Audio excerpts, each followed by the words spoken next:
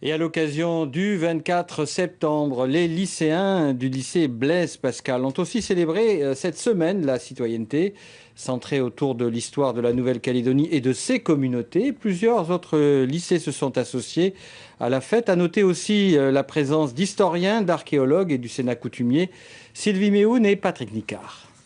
Des élèves de seconde issus des lycées Blaise Pascal d'Okamo et Anova célèbrent le temps d'une journée la citoyenneté. L'occasion de parcourir l'histoire de la Nouvelle-Calédonie, de la préhistoire à la civilisation Lapita, en passant par la colonisation. Historiens, coutumiers, représentants des diverses communautés ont animé ce moment de partage.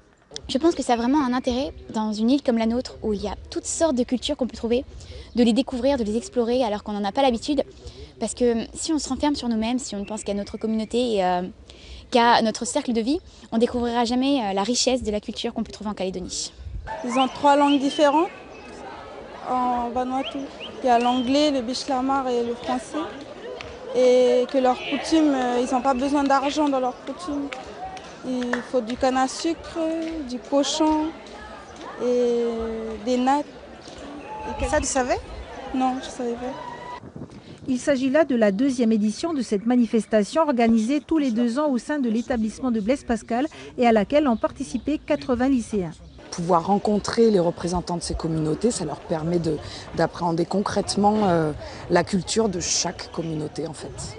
Et apprendre à connaître l'autre, dans quel objectif?